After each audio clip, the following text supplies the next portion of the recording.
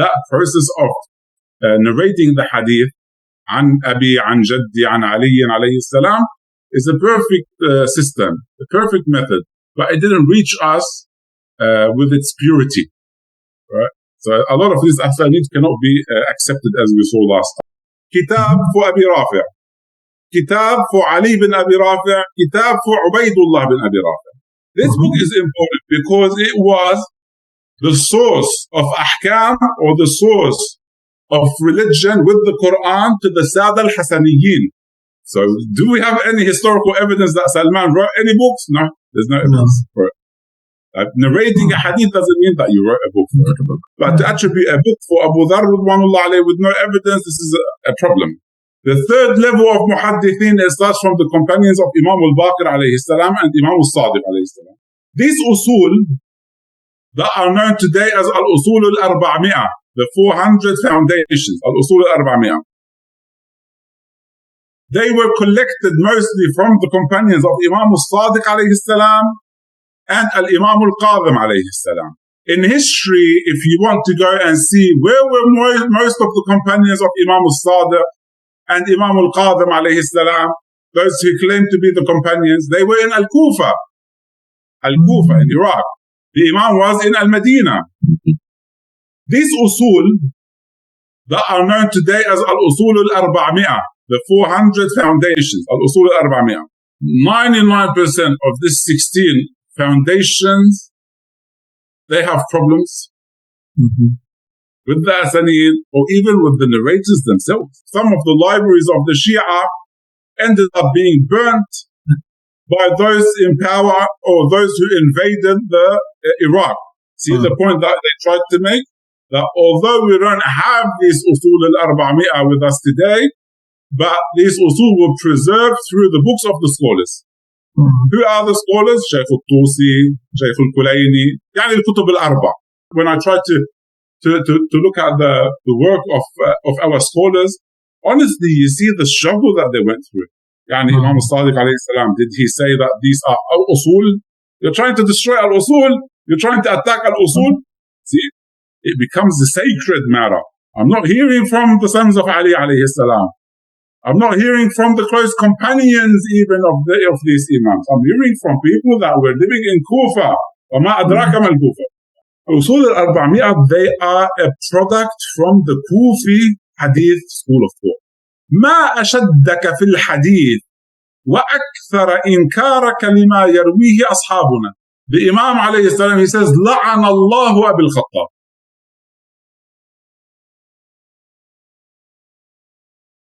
Assalamu alaikum, and welcome again, Sheikh Nami, this morning, as usual. It's always a pleasure to see you and to have these sessions with you. As per our sessions that we've done, I think this would be our 8th session together. And so, just to bring everyone up to speed, I would like to share the summary of the 7th lecture, which was the public collections, or the masanid of the Ahlul Bayt alayhi salam. So you had looked at the examination of publicly transmitted hadith compilations linked to the Imams. And then the second part of that was the roles of the masanid in preserving the doctrines and jurisprudence heritage of the Ahlul Bayt, if I remember correctly. But and today I think you say that you would be looking at the books of the companions. So without further ado, the floor is yours. Thank you very much. Bismillah ar-Rahman ar-Rahim. Alhamdulillahi Rabbil Alameen. Wa sallallahu ala ashraf al-khalqi wa azz al-mursaleen Sayyidina Muhammad wa ala ahli baytihi at-tayyibin at-tahirin. Allahumma salli ala Muhammadin wa ali Muhammad. Thank you, Brother Samir, for giving me this opportunity again to speak on Al-Islaah channel. We're still with the series of lectures, Hadith in Islam. And as you gave a brief summary about the masanid, and we ended up speaking about the masanid. And we said theoretically, yes, it is a great way of preserving the fiqhi theological treasure of the Ahlul Bayt alayhi salam, but nevertheless, we found on a practical level that many of these asanid, they don't have authentic sanad for today, that reached us today. So they are asanid. That process of narrating the hadith, an Abi, an Jaddi, an Ali, alayhi salam, is a perfect system, a perfect method, but it didn't reach us with its purity, right? So a lot of these asanid cannot be accepted, as we saw last time. But now, we want to go to see the books of the companions of the Ahlul Bayt alayhi salam. It's important to mention that until this level in our discussion, we don't see any attempt of preserving the Sunnah officially in the Shia school of thought. So there's no attempt of preserving the Sunnah in books. Right? The Sunnah. We find the Hadith, we find the fiqh being preserved. Masail about salat, about wudu, about this stuff being preserved in books. But this official attempt of preserving the Sunnah, we don't find it. This can be due to two things. Number one, as we mentioned previously, we said that Rasulullah sallallahu alayhi wa alayhi, he said, إِنِّي تَارِكٌ فِيكُمُ الثَّقَلَيْنِ كِتَابَ اللَّهِ وَعِتْرَتِي. He didn't say وَسُنَّتِ.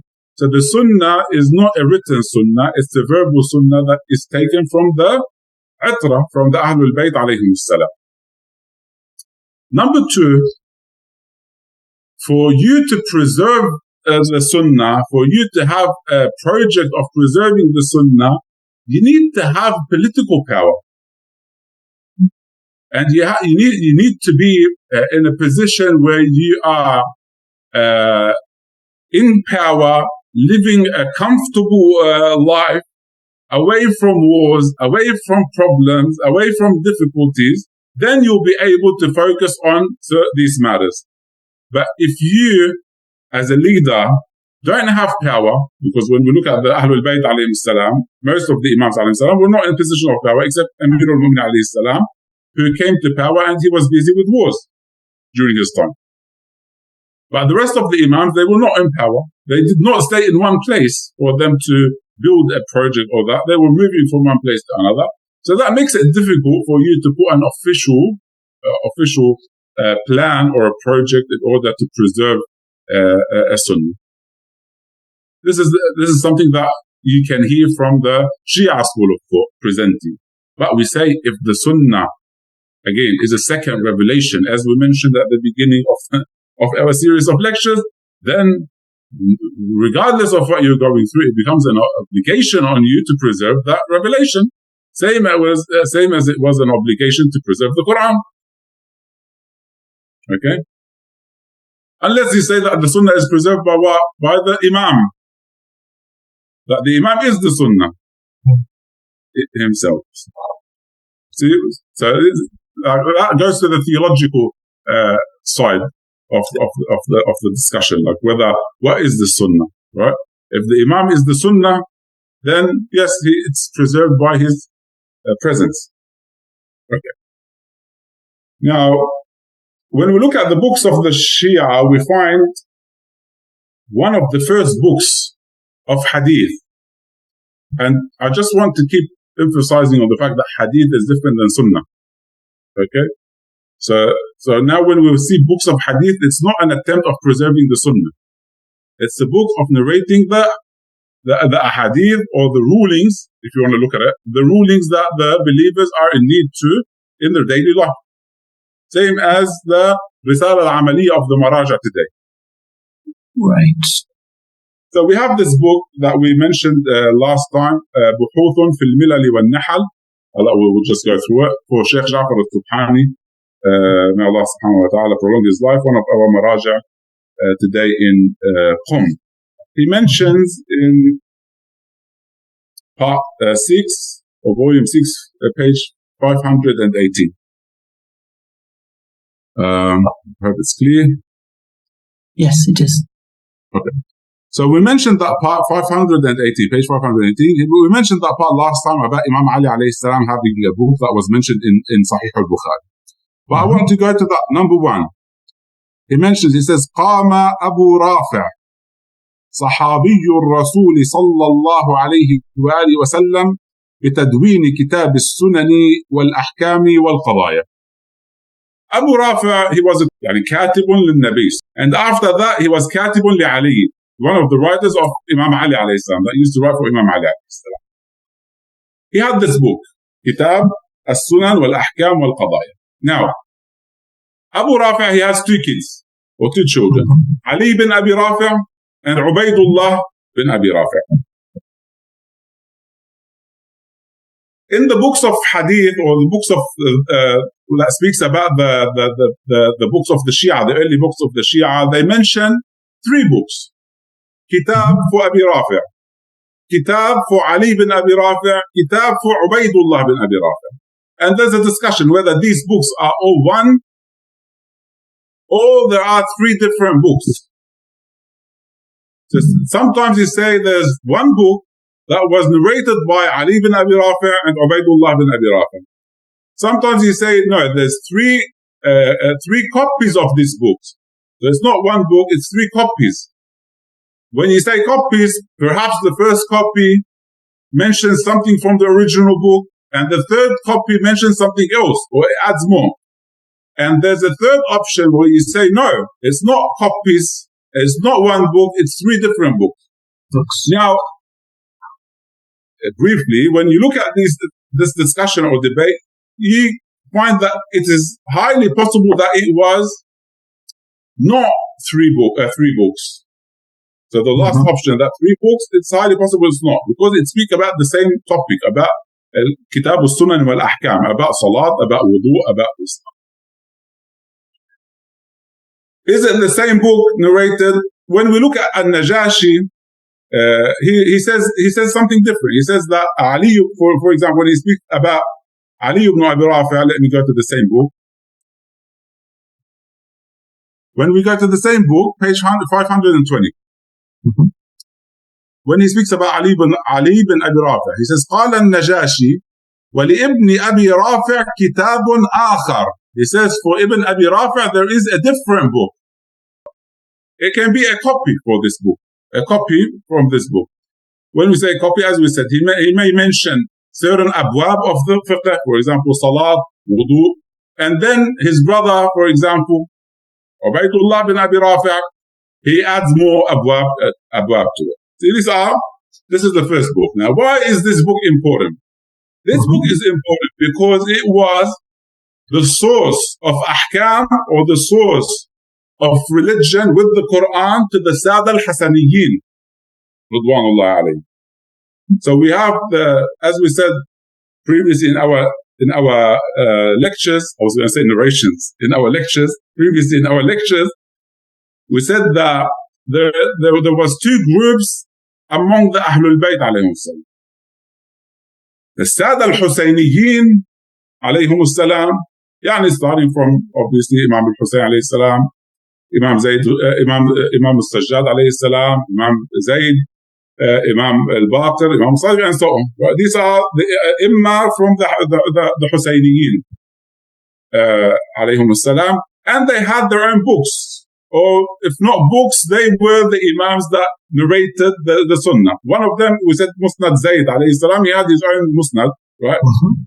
With ahkam. The rest of the Imams, they had their own teachings, their own narrations, and so on.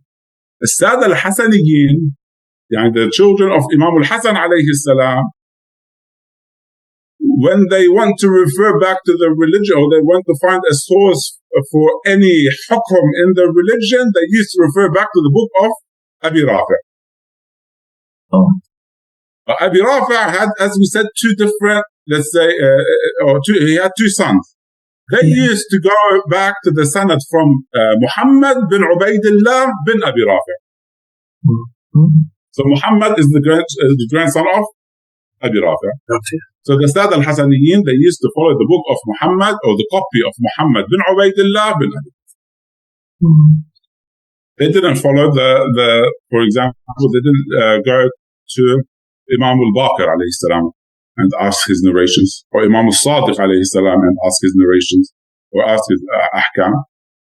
They used to follow the book of Abi Rafi, Ridwanullahi alayhi. Now, do we have any book for Abu Rafi' today? No, it was not preserved. And if you look at the books of hadith from the Shia school of thought, whether it's the Ibn Ashari or the Zaydi, we won't find Abi Rafi' as one of the narrators in these books. We can find Abi Rafi' in some of the asanid of the hadith of the Shia, but we don't find any direct narrations from Abi Rafi' or from the book of Abi Rafi'. So this is the first book that can be that is mentioned in history for the companions of the Imams alayhim salam. Now we go to what Sheikh al-Subhani mentions in his book. He says, the second companion. The second companion, inshallah it's clear here. Yes.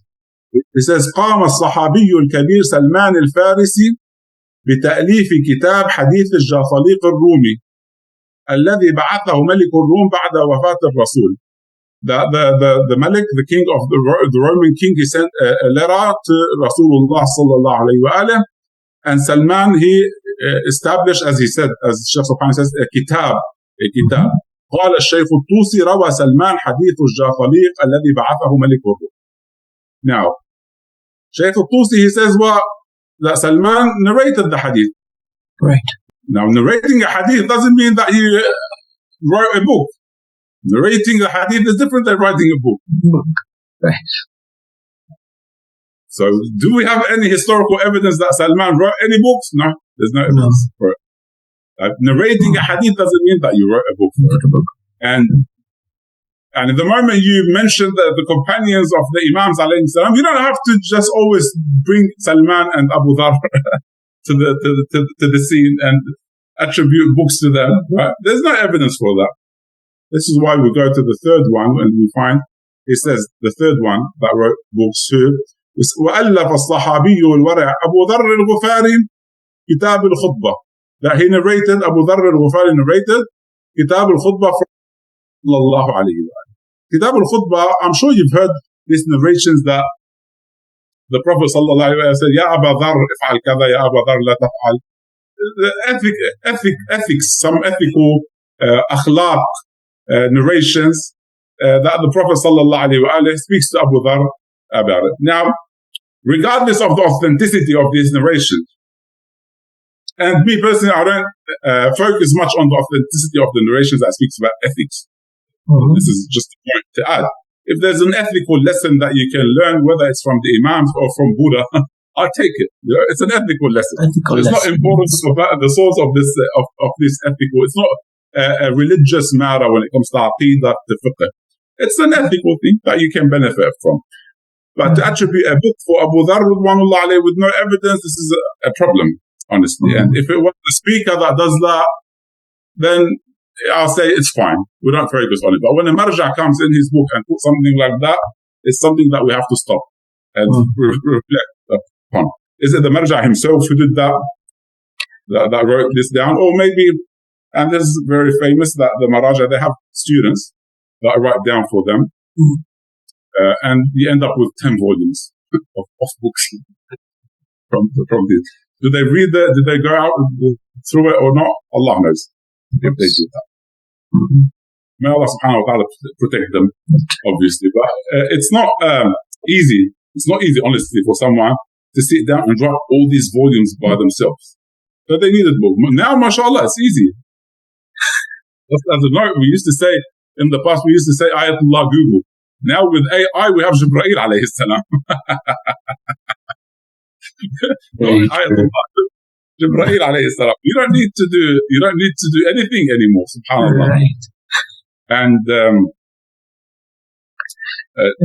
always as a note, it has nothing to do with the discussion, but sometimes it's important. It's not important. It's good to mention certain points like that. True. With AI and ChatGPT and this apps, I don't know if I have a positive or a negative thoughts about it. Right. For two reasons. Number one, it's kind of not fair for people that study hard, that think and spend years in order to reach something, and then someone that never opened the book in their lives come and say, oh, this is a whole discussion, this is points, this is 1, 2, 3. So it's not fair for people of intellect. Very true indeed. Yeah. And number 2, I feel like it makes people less intellectual, because knowledge is not about reaching conclusions. It's about the journey of reaching that conclusion. Indeed. Very true. So I can go and write me a book about the hadith of the Shia or the early sources of the Shia. But I end up with a hadith and I publish it with Ayatollah Nami next to it. And what? So this is a good discussion, and I've been thinking about it for a long time, about this advanced technology and how fast it's going. Yes. It needs an ethical discussion to see it does. Where should we put limits, how to approach it. We can't obviously stay in caves. We have to deal with it and live with it. So how to approach it, how to benefit from it, how to be the source of this database of the AI instead of just using this database, you know? Yeah. And how to not make it affect our intellect. So, yes, you can use it to find some sources, but don't limit yourself to these conclusions. Any book I read, regardless of AI, before AI, any book that I read, I never used to take any conclusion that the scholar gives. Never. Anything you read it with reflection. Yes. Think about it. This is why I say to the brothers and sisters, and inshallah I don't sound arrogant by what I'm saying. If you listen to this series of lectures, I will give you certain points that you won't find in AI and you won't find on ChatGPT, because it's not just narrations that I'm narrating. It's not just sources that I'm bringing. It's a thoughtful fruits that I'm trying to give to you and share with you. Right. This is very important to keep in mind. And this is how you can become, inshallah, with time, a source for the database of AI in the future by presenting different thoughts, presenting different readings, presenting different understanding, helping the youth to start reflecting on the religion instead of being blind sheep and follow without thinking and taking everything as divine and taking everything as if Jibreel alayhi salam came down with it. Start thinking, start reflecting, and know that religion is one, the truth is one, but your understanding or our understanding is multiple. And no one has the right to claim that his understanding is divine and is the complete truth that Allah subhanahu wa ta'ala sent to the heart of Rasulullah sallallahu alayhi wa sallam. Anyway, we go back to our discussion. Briefly, Sheikh Subhani, may Allah subhanahu wa ta'ala protect him, he mentions in his book, because I don't want to go through it, الطبقات for the muhaddithin of the Shia. So the narrators of the Shia, they have different طبقات. الطبقة الأولى, for example, we start with the companions of Imam Ali alayhi salam. Ubaidullah bin Abi Rafi', Sulaim bin Qais al-Hilali, that had a book in history.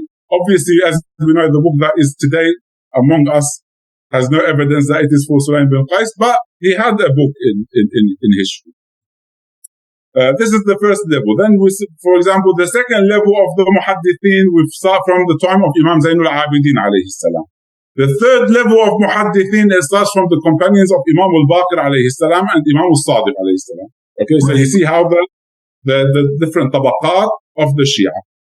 Now, he ends up by saying in the book, page 522, and it's good to read this book. It's good to read this book. Alhamdulillah, we ended up with this camera that the brothers sent. some of the things that we read, because otherwise they would have been accused of using AI to collect this narration. Anyway, he says here, وأحسن كتاب ألف في هذا المجال. The best book that was written regarding the طبقات of the Shia هو ما ألفه أستاذنا الجليل السيد البروجردي رحمة الله عليه. He wrote a book الذي أخرج رجال الشيعة. He had a book رجال الشيعة, and he mentions them in how many طبقات? In 34 different طبقات. 34. Yeah, when you come, this is a great work for you to put down 34 different levels of narrators that narrated the hadith from the Ahlul Bayt alayhim salam. This is not an easy work. All right, from these 34 tabaqat or levels of the Shia, we ended up with a concept of having usul for the narrations of the Ahlul Bayt alayhim salam. Usul means something that is a foundation in the narrations of the Ahlul Bayt alayhim salam, a foundation. Now, if we want to put a time or a tree for this hadith, we find Rasulullah sallallahu alayhi wa sallam from Rasulullah sallallahu alayhi wa sallam, the Imams alayhim salam. From the Imams, the third level is the Masanid that we spoke about, the Masanid. And from the Masanid, we have Al-Usul. Al-Usul are connected to who? Al-Usul connected to the Imams. So the companions of the Imams alayhim salam, they narrate this Usul from them. The Imams, they narrate through the Masanid. And the Masanid, they go back to Rasulullah sallallahu alayhi wa sallam. Perfect structure. I would say that this structure is the most pure and perfect structure when it comes to the hadith. And it cannot be found in other school of thoughts. And we saw the problems in collecting and narrating the hadith in the Sunni school. Now, al-asl, what is al-asl? Al-asl is something that the companions of the Imam alayhim salam narrated from them directly or from someone that heard from them. Okay. So it's not always from the Imam directly, it's from someone that probably heard from them. Because the companions of the Imams were not all living in Mecca and Medina or in Medina with the Imams alayhim salam. These usul that are known today as al-usul al-arba'mi'ah, the 400 foundations, al-usul al-arba'mi'ah, they were collected mostly from the companions of Imam al-Sadiq alayhi salam and al-Imam al-Qadhim alayhi salam. In history, if you want to go and see where were most of the companions of Imam al-Sadiq and Imam al-Qadhim alayhi salam, those who claim to be the companions, they were in Al-Kufa in Iraq. The Imam was in Al-Madinah. So it's not always this usul that it was narrated from the Imams directly. It can be from someone that heard from the Imams alayhim salam. Right. If we say there are 400 foundations of the hadith of the Shia, where are these narrations? Or where are these 400 asl? They say there's only 16 of them that reached us today. Out of 400. Out of 400. Only 16 of them reached us. And 99% of these 16 foundations, they have problems with the asanid or even with the narrators themselves that narrate them. Right. They were published in a separate book by some people in the Hawza, and they can be found in Nihayat Mustadrak al-Wasail. Nihayat Mustadrak al-Wasail, he mentioned these 16. Now, slowly, we'll see how important these 400 usul are in the Shia hadith and in collecting the hadith, how important they are. These 16 asl, weak. We cannot even rely upon them. Most of them. Like, but how did we lose this ahad usul? And if you think about the 400 foundation, how did we lose them? This is very important. Now, I just want to share with you.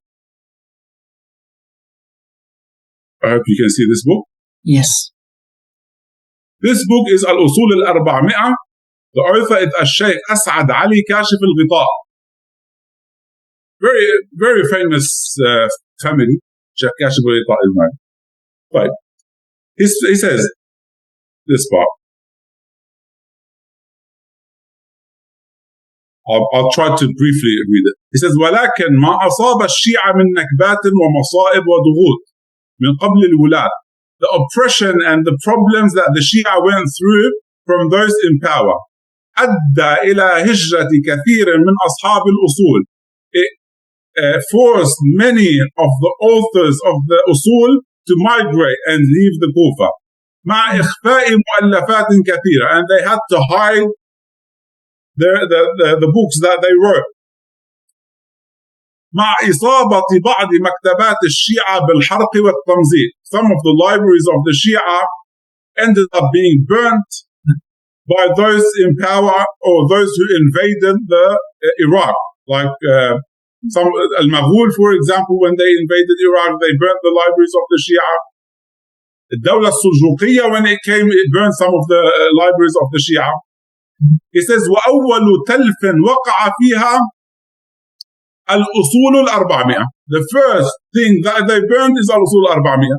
As if they had knowledge about Hadith at Al-Usul al-400. They went in and they burnt Al-Usul al-400 straight away. فأدى إلى إحراق ما كان منها موجودا في مكتبة صابور بكرخ ببغداد. One of the libraries in Baghdad, they burnt it, and among the books that was there is the الكتب الأربعمائة. Then he says that كما ذكره معجم البلدان بعدما مر من كلام وذلك كان بعد تأليف this part here. When did they burn? He says كان بعد تأليف شيخ الطائفة شيخ الطوسي التهذيب والاستبصار. Okay, let me summarize it. So he says the books al-400, they were in a library in Baghdad. When the invaders came in, they burned this library. These books were burnt, but this happened when? After Sheikh al-Tusi wrote his book At-Tahdhib wal-Istibsar. Okay. From here we see that yes, we have lost this Usul al-400. However, they were preserved through the books of the scholars. See the point that they tried to make? That although we don't have this Usul al-400 with us today, but these usul were preserved through the books of the scholars. Who are the scholars? Sheikh al-Tusi, Sheikh al-Kulayni, يعني الكتب الأربع. Right. الكتب الأربع. So from الأصول al-400, we end up with what? With الكتب الأربع. Don't rush. I'll say that to the brothers and sisters. Don't rush and be quick asking questions here and there. Slowly, I'll get to the points that you want me to speak about. The thing is, again, people, they just want me to talk about things that they already know. But I try slowly to build up something to get to the conclusion. Again, right. It's about the journey. It's not about the conclusion. If you want me to make you happy, I'll tell you the conclusion right now, which you know already. But where's the fun in that? You have to be patient. So, Usul al-400, the Shia lost them due to the oppression, and they were preserved in the books of the scholars, because that burn or attack happened after the scholars benefited from that. And we see, inshallah, we'll speak about it, that the scholars claim to have some of the copies of these usul. Yani Sheikh al-Tusi, he says that he has some of the copies. Sheikh al-Kulayni, he says that he has some of the copies of these usul, and so on. Okay. Now, this is another book. You have another book, Masail al-Shia. Very, very famous book. Masail al-Shia إلى تحصيل مسائل الشريعة for الحر العامل رضوان الله عليه. Volume 30, Volume 20, page 216. A very important book, الوسائل الشيعة, يعني for fiqh and studying the hadith. الحر العاملي, at the end, خاتمة الكتاب, at the end of his book, he put فوائد. فوائد means that points that are beneficial for the reader. And it's good when you read the book, don't just read what's inside. Read the introduction, read the end, because sometimes you can benefit a lot from what is mentioned. Yani you understand the method that the author wrote the book in. You understand what he went through sometimes in writing this book. It's very interesting. Also, when I try to look at the work of our scholars, honestly, you see the struggle that they went through, the oppression that they went through in their lives while writing this book. It's not easy what they went through. May Allah subhanahu wa ta'ala reward them for all the hard work that they put down. So in page 216, at the end of Al-Fa'ida Al-Rabi'a, Al-Hurr Al-Amili Ridwanullah alayhi, he mentions this part. He says, وَأَمَّا مَا نَقَلُ مِنْهُ وَلَمْ يُصَرِّحُ بِإِسْمِهِ فَكَثِيرٌ جِدًّا. He says, what the scholars narrated from, the books that they narrated from and didn't mention their names, or the names of these books, are plenty. فكثير جدا مذكور في كتب الرجال يزيد على 6,600 كتاب على ما ضبطنا. How many books? 6,000, يعني 6,600 books Shia wrote according to what الحر العاملي mentions. 6,600. They don't mention the names of these books sometimes. But he says, على ما ضبطنا. So like he had his own investigation, right? His own research, and he ended up with 6,600 books.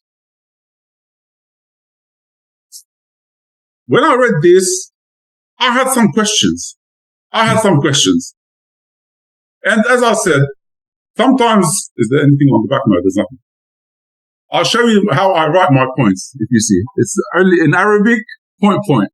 Just a few points. These are all the lectures that we had.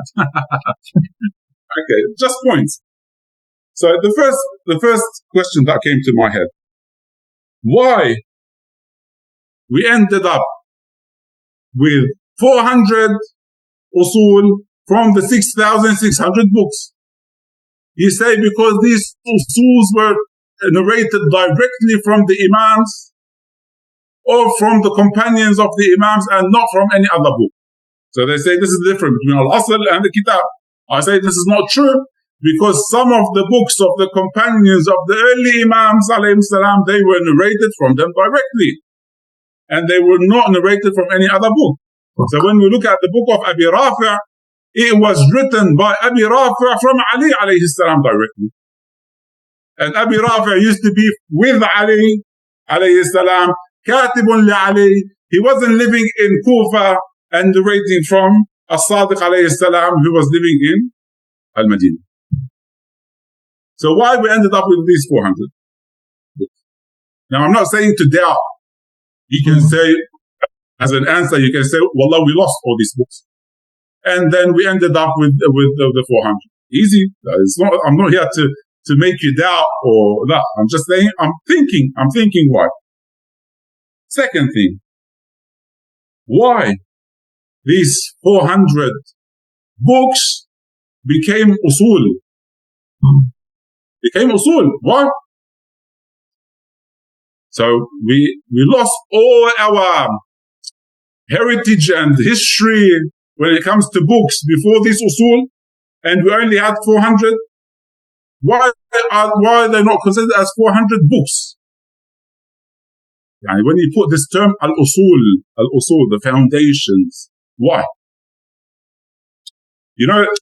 Certain terms, this is why I'm always very, very cautious with terms, and say we need to sometimes redefine certain terminologies. And sometimes we need to give new definition to certain things. When you add this term al-usul, it's like you give a divine umbrella to these books. No one can touch them anymore. You want to touch al-usul? You're trying to destroy al-usul? You're trying to attack al-usul? See, it becomes a sacred matter. Not just books that X and Y wrote, and then you come and you see whether you accept it or not accept it. So this is why it becomes very dangerous when you put the term al-usul. And I'm not saying that the scholars look at it in this way. Inshallah, we'll speak more about it in the future. But I'm just saying that why they became usul. Third question. Did any of the Imams, alayhimus salam, give this title to these books? We say that they were collected by their companions. Yani Imam al-Sadiq alayhi salam, did he say that these are usul? Imam al-Qadim alayhi salam, did he say that they are usul? So we have to find that. Or did they even briefly mention it, that these are the usul of the hadith or not? With the claim that it was completed by the end of the lineage of the Imams alayhi salam. Yani through Imam al-Askari alayhi salam. Right.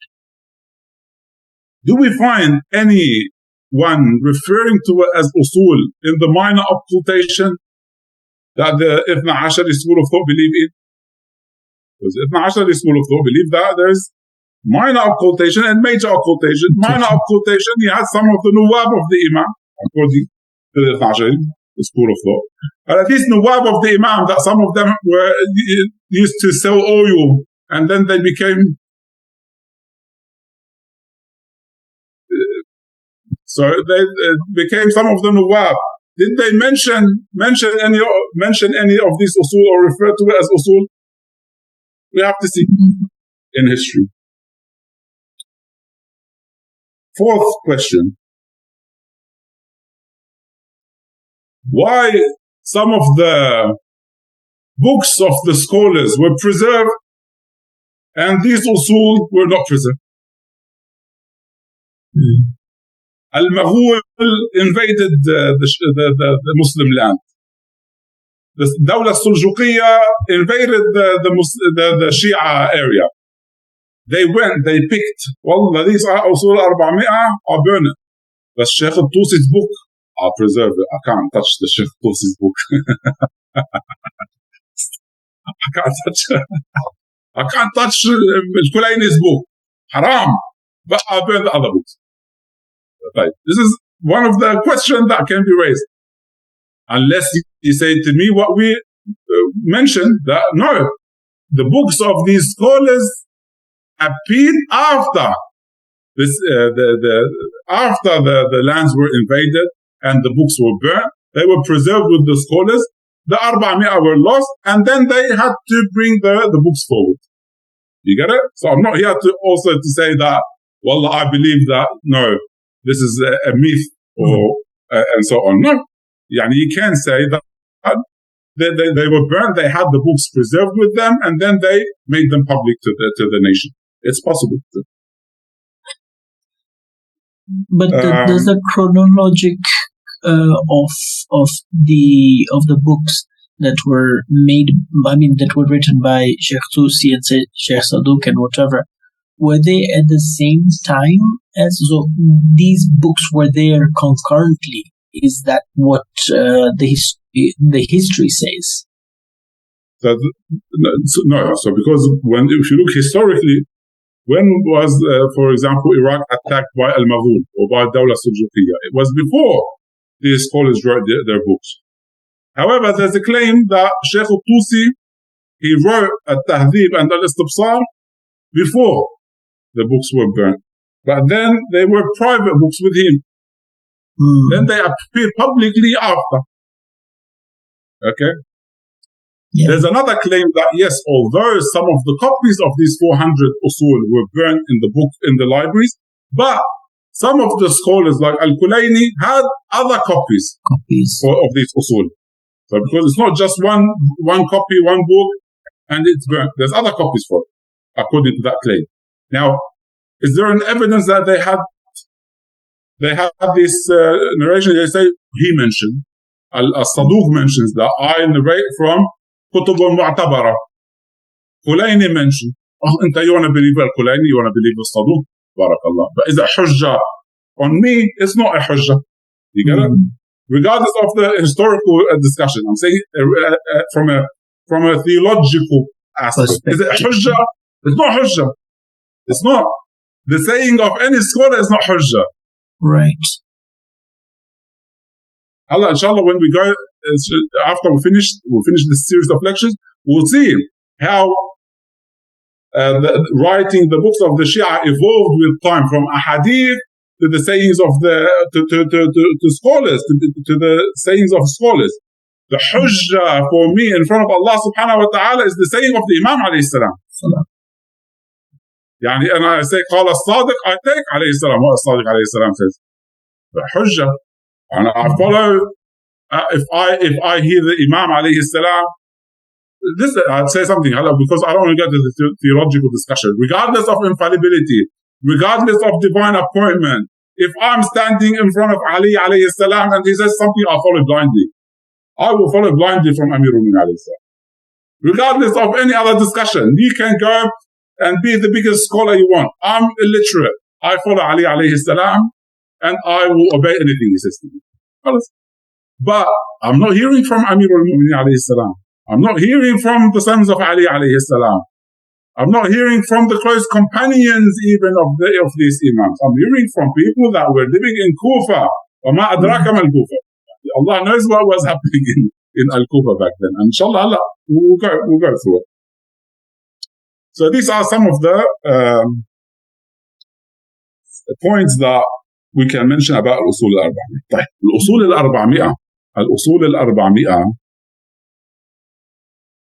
and this is why I say don't follow blindly. Don't just read. Unfortunately, you see scholars with a turban double my turban, double size, times 2. يعني turban times 2 next to it. الأصول الأربعمائة. But they know nothing about الأصول الأربعمائة. They know nothing about الأصول الأربعمائة. How many schools of hadith we have in the Shia school? One school of hadith? No, we don't have one school of hadith. No. Inshallah, next lecture we'll speak about the schools of hadith in the Shia, in the Ithna Ashari school. Usul al-Arba'mi'ah, they are a product from the Kufi hadith school of thought. And you have to keep this in mind, from the Kufi. يعني أنت go to what السيد الخوئي رحمة الله عليه mentioned in المعجم. What النجاشي mentioned in Al-Fihris, and so on. They all say it's from Al-Kufa. يعني the authors of Al-Kutub al-Arba'mi'ah are from Al-Kufa. Now, I forgot to mention with the points. Is there an evidence for the number 400? No. Some scholars, even some non-traditional scholars, they say probably it was symbolic. Symbolic. So the authors were all from Al-Kufa. And we don't like, even when we raise certain questions, we don't doubt that there was some books from the Imams alayhi salam. There was a lot of narrations in Al-Kufa from the Imams alayhi salam. Whether they were narrated from the Imam directly, made up by some people, but nevertheless in history we have a lot of narrations that appeared from Al-Kufa during that time.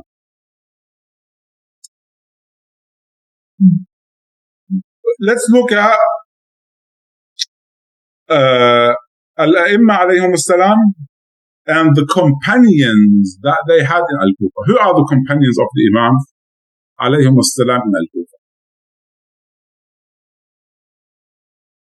Were all the companions of the Imams alayhim as-salam on the straight path that narrated from them, that claimed to be on the straight path, or not? I just want to show you, share with you a source, and I want to share it from Bihar al-Anwar. on purpose. It's good to narrate from Bihar al-Anwar. Bihar al-Anwar, Allama al-Majlisi rahmatullah alayh, volume 2, page 249. Okay. From Rijal al-Kashi. We'll read it together. You can see my face, right, on the side, yes. So we can keep this one. It's good. So he narrates from Rijal al-Kashi. It was easier for me to get Rijal al-Kashi, but I want to share al-Bihar for a reason. He says, عن بعض أصحابنا سأله وأنا حاضر. طيب. عن يونس بن عبد الرحمن أن بعض أصحابنا سأله وأنا حاضر. Some of the companions asked Yunus bin Abdul Rahman Ridwanullah alayh. Yunus bin Abdul Rahman, one of the companions of the Imams alayhi salam. He says, يا أبا محمد ما أشدك في الحديث وأكثر إنكارك لما يرويه أصحابنا. He says to him, يا أبا محمد, how extreme are you in accepting the hadith? And why do you reject many of the hadiths that our companions narrate? يعني أبو محمد Yunus bin Abdul Rahman Ridwanullah alayh, he never used to accept any hadith. No, he used to be extreme in accepting the hadith, and he used to reject many of the hadith. Many of the hadith. فَمَا الَّذِي يَحْمِلُكَ عَلَى رَدِّ الْأَحَادِيثِ? Why do you not accept this hadith? He says, because I heard from the Imam alayhi salam, from Imam al-Sadiq alayhi salam, that he rejected many of the hadith that were narrated to him from the companions in Al-Kufa.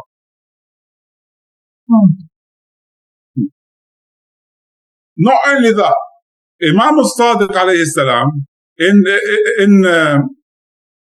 he speaks about one of the companions, Abu al-Khattab. I'm sure you heard of Abu al-Khattab. Abu al-Khattab was one of the heads of Al-Ghulat in Al-Kufa. That used to believe certain things about the Imams alayhi salam. Abu al-Khattab, he used to exaggerate in his love to the Ahlul Bayt alayhi salam. The Imam alayhi salam, he says, لَعَنَ اللَّهُ Abu al-Khattab. May Allah subhanahu wa ta'ala curse Abu al-Khattab. So lying about the Ahlul Bayt alayhi salam, exaggerating in the status of the Ahlul Bayt alayhi salam, the Imam reached a stage where he said, لَعَنَ اللَّهُ Abu al-Khattab. He cursed him. For Yunus bin Abdul Rahman to hear it from the Imam alayhi salam directly, and to see that the Imam heard some of the narrations that were published, it means what?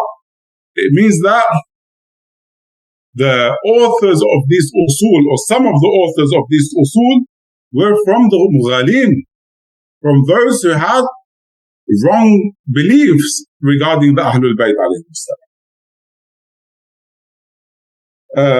If you look at the book Al-Fihris for Sheikh al-Tusi rahmatullah alayh, inshallah maybe we'll go through it in our next discussion, because we couldn't have I can't share the book with you now. He says, he clearly says that some of the authors of Al-Usul al-400, they have madahib fasida. They have beliefs that are not accepted.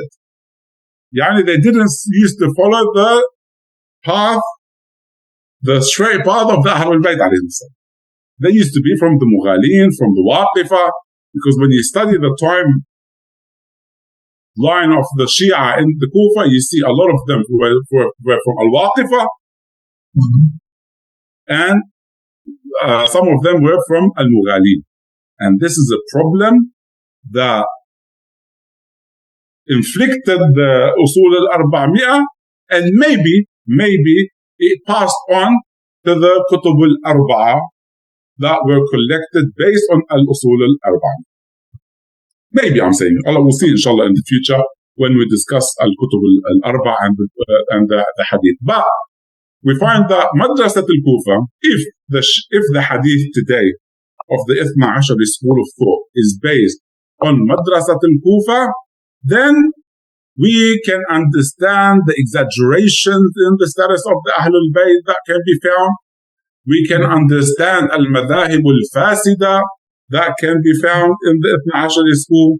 we can understand the nonsense that can be found in certain books regarding some of the beliefs. I'm saying if. I'm not claiming that this is the case. Or the scholars took from the Mubali. Inshallah, I'll stop here. And inshallah, we'll go through the Madaris al-Hadith of the Shia, and we see how much of these problems actually inflicted the Hadith that we have today. هذا وآخر دعوانا الحمد لله رب العالمين وصلى الله على محمد وآله الطيبين اللهم صل على محمد.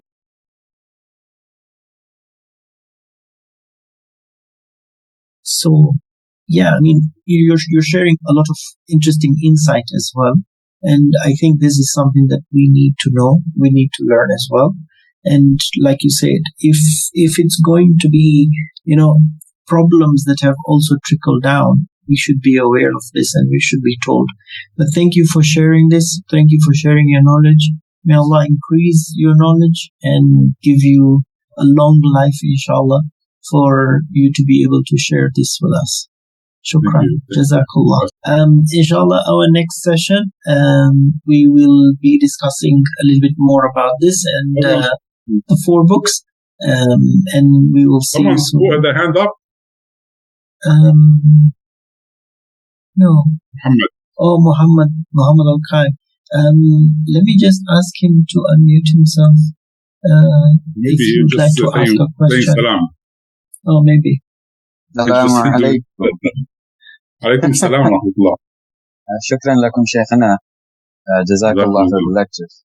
Fortunately, I wasn't able to find the previous sessions, and I wasn't even able to keep up with a lot of lectures that got uploaded on the channel. But I had a few questions. So whenever we read works like the Mu'jam Rijal al-Hadith of Sayyid al-Khoi, I'm not saying I have read it, but I have looked at some pages of it. So sometimes under the entry of a narrator, Sayyid al-Khoi will quote from Sheikh al-Najashi or other ulama that lahu kitab al-salah, lahu kitab al-zakah, lahu kitab al-khums, kitab al-nikah. So when the ulama are quoting these things, is it because these books reached them, or that they heard of these books from reliable people, or some athar of these books reached them? Or is it like a case of all of these 3 in various instances? As you said, Sayyid al-Khoi, he mentioned sometimes from al-Najashi, and they say he narrated from a book of one of the companions, lahu kitabun fi salat. When they mention these kutub, they're actually referring most of the time to the usul al-400. So usul al-400 are books in what? Some of them books in salat, in zakat, some of the narrations from the Imams alayhi salam. There's 2 opinions. The first opinion that these scholars, like al-Saduq, like al-Kulayni, and the rest of Tusi, they had, as I mentioned in the lecture, they had some of these books or usul in their hands, or copies of these usul in their hands. So when they narrate lahu kitabun, it means that they had this book. And as I said, we have no evidence that they did, unless you want to believe what they said themselves, like al-Tusi or al-Kulayni and so on. The second opinion, it says no, they found it in one of the books that was popular during their time. For example, Sheikh al-Saduq, he says نقلا عن كتاب مشهور. He doesn't mention, for example, the name of the companion or saying له كتاب بالصلاة. He says نقلا عن كتاب مشهور. What is this kitab mashhur? Allah knows. Why didn't you mention the name of this book? Allah knows. Right? So there's no actually any physical evidence for us to find. But this is the 2 opinions that they have, that they had actually copies of these books, or they narrated it from a popular book during their time. And Allah knows what's that popular book that they had during their time. Inshallah, I was able to understand the question and answer. Yeah, no, shukran lakum. The answer was sufficient. Also, I've heard that some usul have reached us, just as you mentioned. Now, you said most of these are problematic. hasn't the kitab of Yunus bin Abdul Rahman, one of the companions you mentioned just now, hasn't his kitab reached us? Yeah, he didn't have Yunus Abdul Rahman from this 16 ones. He doesn't have any books from Yunus Abdul Rahman from the 16, because I said only 16 of them reached us today. Yeah, there's no book for Yunus bin Abdul Rahman. I can mention, I think I put down the names in Wasa'il al-Shia. He does mention the names of the 16 muhaddithin or narrators that reached us today. Some of them are from the Mughalin, some of them are known as Kadhabin, that they used to lie about hadith, and so on. Right? I think in Wasa'il al-Shia he mentioned them. He mentions everything. I don't know if I have the source here, because I'll put it down somewhere. He does mention,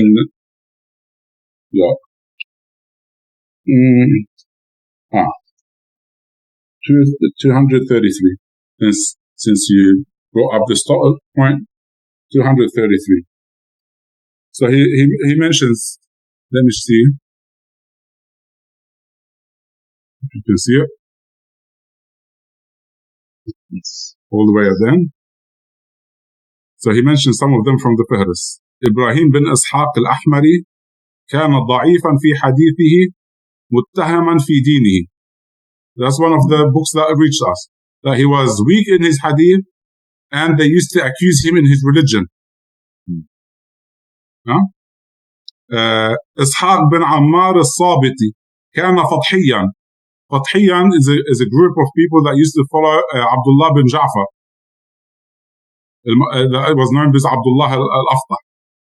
يعني his madhab was munharif إلا أنه ثقة. So we'll go through that inshallah in the next discussion.